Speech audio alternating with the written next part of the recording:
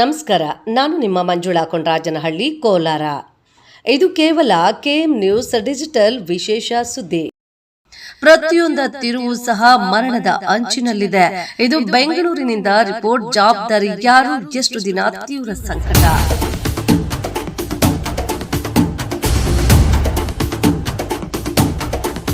KM news ಡಿಜಿಟಲ್ಗೆ ಸ್ವಾಗತ. ಬೆಂಗಳೂರಿನಿಂದ breaking news. ಇವತ್ತಿನ ಪ್ರಮುಖ ಸುದ್ದಿ. ಪುಲಿಕೇಶ್ ನಗರದಿಂದ ಕೆಜಿಹಳ್ಳಿವರೆಗೆ ರಸ್ತೆಯು ಈಗ ಜನರಿಗೆ ಜೀವದಾರಿ ಮಾರ್ಗವಾಗುತ್ತಿದೆ.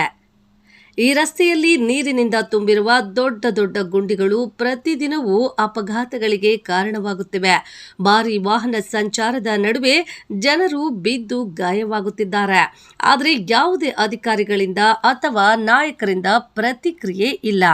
ಸ್ಥಳೀಯ ಸುದ್ದಿವಾಹಿನಿಗಳು ಅನೇಕ ಬಾರಿ ಧ್ವನಿ ಎತ್ತಿದ್ರೂ ಸಹ ಸ್ಥಳೀಯ ಶಾಸಕರಿಂದ ಯಾವುದೇ ಕ್ರಮವಿಲ್ಲ ಮತ್ತು ಕಾಂಗ್ರೆಸ್ ಸರ್ಕಾರ ಕೂಡ ತ್ವರಿತವಾಗಿ ಸ್ಪಂದಿಸಿಲ್ಲ.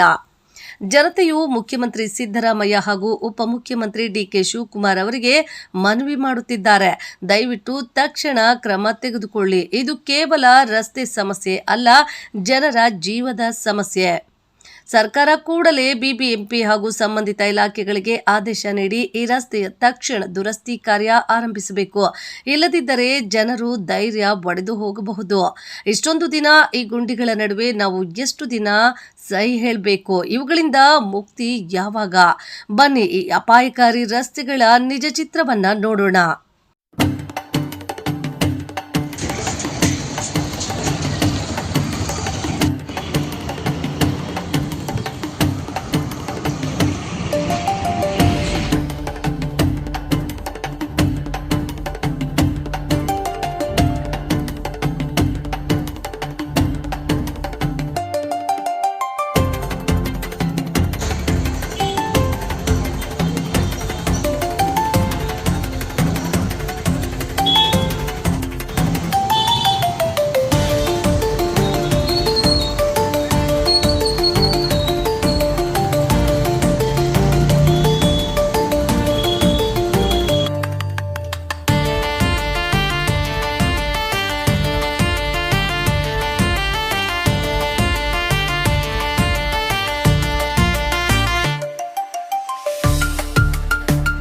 ಜವಾಬ್ದಾರಿ ಯಾರು, ಎಷ್ಟು ದಿನ, ತೀವ್ರ ಸಂಕಟ.